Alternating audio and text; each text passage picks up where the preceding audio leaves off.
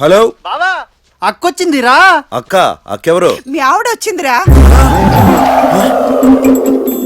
ఆవిడ సంధ్య వచ్చింది నాన్న, త్వరగా వచ్చాయి. ఈ పాటికి వచ్చేస్తుంటాడులే. అడుగో వీళ్ళేంటండి నన్ను మీ భార్య అంటున్నారు? ఇండియాలో అంతే సంధ్య, వైఫ్ ని భార్య అంటారు. ఇక్కడ నన్ను మామయ్య అంటారు. మీరెవరు? ఆయన మీకు ఆయన అయితే, ఈయనకి నేను మామయ్య అయితే మీరు నాకేమవుతారు? ఆయన మా ఆయన ఎందుకు అవుతారు? మావయ్య అయినప్పుడు నేనైనప్పుడు ఆయన అవడంలో తప్పేముంది?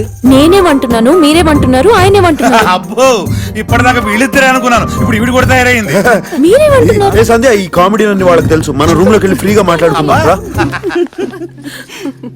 ఎయిర్పోర్ట్ లో మనం దిగిన ఫోటో ఇంత పని చేసిందనమాట. అయినా మీరేంటండి ఇంత సడన్ గా entry?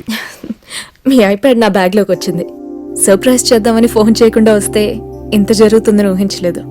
Sorry to bother you. నేను వెళ్ళొస్తాను. మీరెలా వెళ్తారు? ఎలా ఉంది, నేను కార్లోనేగా వచ్చాను. ఐ మీన్ చెప్పా కదండి, వాళ్ళ దృష్టిలో మీరు నా వైఫ్ అని. అయితే మీరు లక్ష్య చెప్పండి. I can't do that. I'm sorry, please try to understand.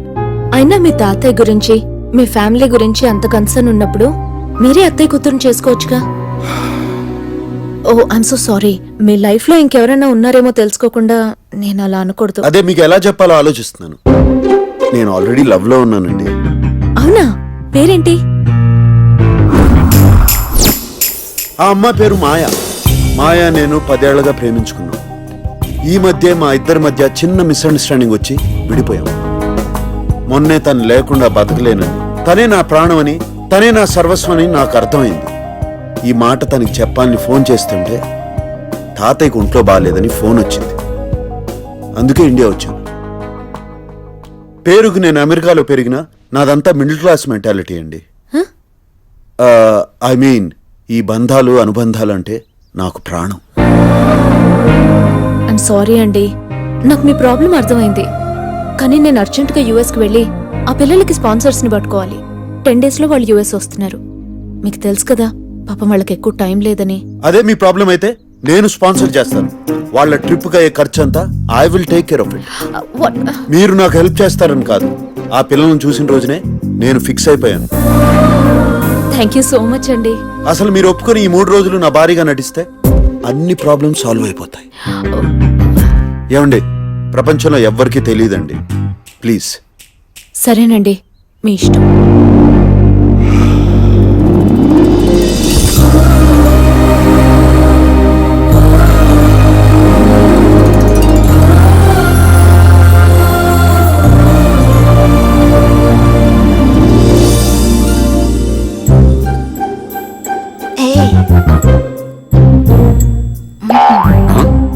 What the hell? No.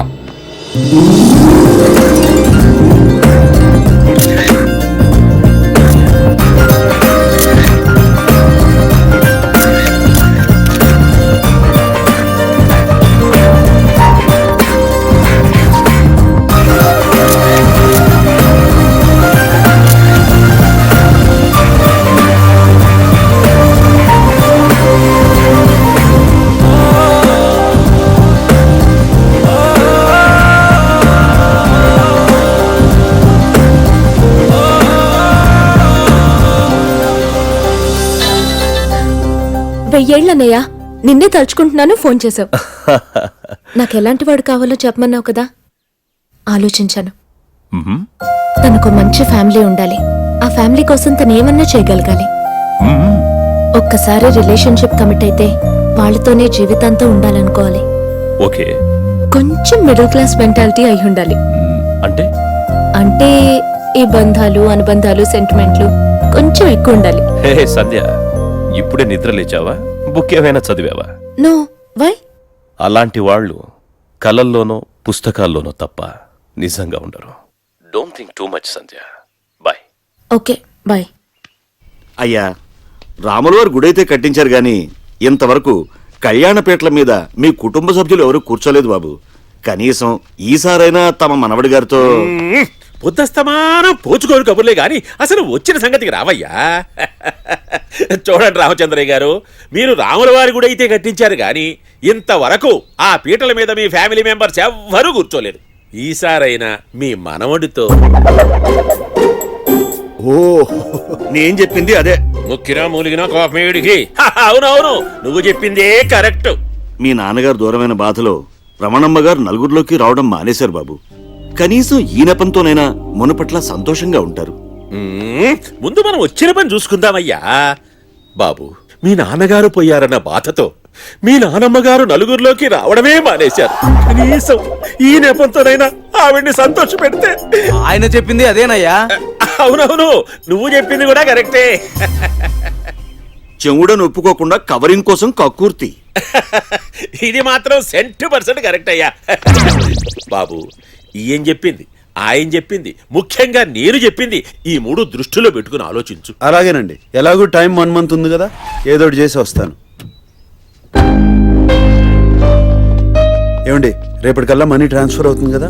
అది ఒక చిన్న ప్రాబ్లం వచ్చిందండి. మళ్ళీ ప్రాబ్లం ఏంటండి? అవతల శిక్ష గడియలు ముంచుకొస్తుంటాయి. డైరెక్ట్ గా అంత పెద్ద అమౌంట్ ట్రాన్స్ఫర్ చేయాలంటే బ్యాంక్ వాళ్ళు కారణం అడుగుతున్నారు. పైగా అది ట్రస్ట్ డబ్బు కదా, అందుకే మిమ్మల్ని ట్రస్ట్ లో మెంబర్ గా జాయిన్ చేసుకోవాలనుకుంటున్నాం.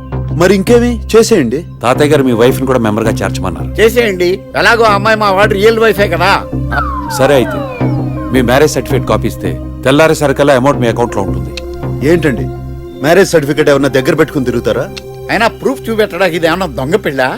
ఒక పని చేద్దాం, రేపొద్దున మిమ్మల్ని గుడికి తీసుకెళ్లి సంధ్య మేళలో మీతో తాళి కట్టిస్తాం. మీతో దండలు మార్పించి ఆ పెళ్లి ఫోటోలు ప్రూఫ్ గా సబ్మిట్ పెళ్ళ చేస్తాం. ఆ కారణంగానైనా మీ పెళ్లి చూసామన్న తృప్తి కలుగుతుందిరా, ఒప్పేసుకో. అదిగా తాతయ్య, తను ఒప్పుకుంటుందో లేదో. ఆ? అంటే ఇప్పుడు ఫోటోల కోసం మళ్ళీ పెళ్ళంటే ఒప్పుకోదని డౌట్ కదా? Right right right. నేను మాట్లాడొస్తానుండు. లేదు తాతయ్య, నేను మాట్లాడతా. All the best. సంధ్య ఎంత మంచిదో నీకు తెలుసు కదా బాబా. నా కోసం తను ఇబ్బంది పెట్టడం కరెక్టా? ఓ వచ్చారా, అర్జెంట్ గా సూట్ కేసు సర్దుకుని వెళ్ళిపోండి. ఏమైందండి? ఏం చెప్పాలండి, వాళ్ళ మన పెళ్లి చూడలేదంట, వాళ్ళ ఆనందం కోసం మనం పెళ్లి చేసుకోవాలంట. పెళ్ళా? అందుకే వెళ్ళమంటున్నాను, సర్దుకోండి, వెళ్ళండి వెళ్ళండి వెళ్ళండి. ఓకే. దేవుడా, మా తాతయ్యకి హార్ట్ అటాక్, పారాలిసిస్ లాంటివి రాకుండా కాపాడు స్వామి. అంత ప్రాబ్లం అవుతుందంటారా? మనల్ని చూసిన ఆనందంలో హెల్త్ బెటర్ అయినప్పుడు మనం హర్ట్ చేస్తే హెల్త్ పాడైపోతుంది కదా. అసలు ఇవన్నీ ఆలోచించకండి. మన డ్రామా సంగతి మాయకు తెలిస్తే నన్ను యాక్సెప్ట్ చేస్తుందో లేదో అని టెన్షన్ గా ఉన్నాను. అసలు పెళ్ళంటే ఇంపాసిబుల్. మీరు వెళ్ళి సర్దుకోండి, వెళ్ళండి వెళ్ళండి. సంధ్య, నేనే ఈ పెళ్లి చేసుకోమంటున్నానమ్మా. నా కొడుకు ఈ ఇల్లు వదిలి వెళ్ళిన దగ్గర నుంచి ఈ ఇంట్లో ఏ వేడుక జరగలేదు. పోనీ ఈ ముసలాడు ఆఖరి కోరికే అనుకో. కనీసం ఈ పెళ్లి చూసే తృప్తైనా నాకివ్వమ్మా. మీ ఇష్టమండి.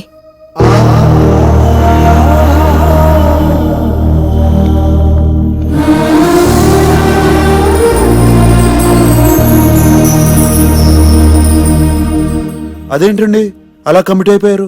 అక్కడ పిల్లలకి చివరి కోరిక తీర్చడం తప్ప బతికేందుకు నేనేం చేయలేను. కానీ ఇక్కడ వీళ్ళ చివరి కోరిక తీరిస్తే జీవితాంతం సంతోషంగా బతికే అవకాశం ఉంది. అందుకే ఒప్పుకున్నాను.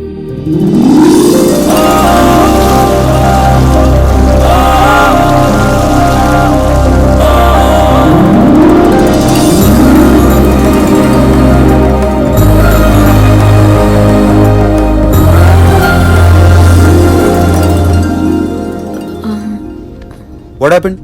I think I forgot my phone. ఒకసారి మీ ఫోన్ ఇస్తే. Sure. Thank you.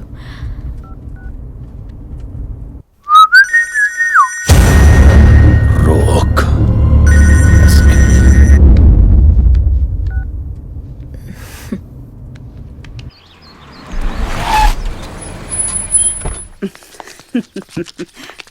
దా.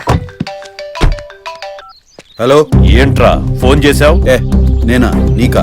అబ్బే కాదురా, నేనే నిన్ను మిస్ అయి ఫోన్ చేశాను. నీకు బ్యాడ్ న్యూస్ ఏంటంటే 2 రోజుల్లో నా ప్రాబ్లం సాల్వ్ అవుతుంది. Oh really? ఏ బ్యాంక్ లూటీ చేశావేంటి? నేను బయటపడడానికి ఇష్టం లేదు కదా. ఒక్కసారి నా ప్రాబ్లం నుంచి బయటపడ్డాననుకో, లైఫ్ లాంగ్ నీకు టార్చర్ పెట్టే ప్రోగ్రామ్ పెడతాను. నా నీడను కూడా టచ్ చేయలేవు రా.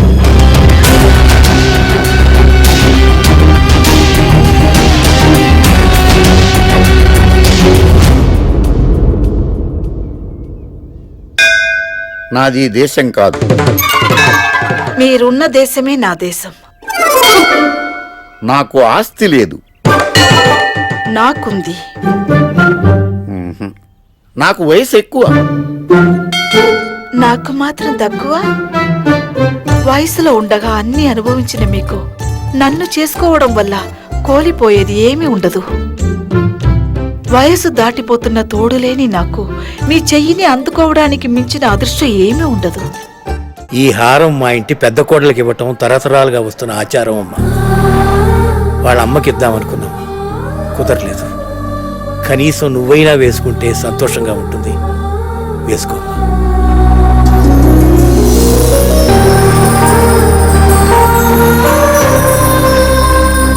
ఇంకో 6 నెలల్లో మీరిద్దరూ తిరిగొస్తారని సంతోషంగా ఉన్నా అప్పటిదాకా మిమ్మల్ని చూడకుండా ఎలా ఉండగలనానని బాధగా ఉందమ్మా.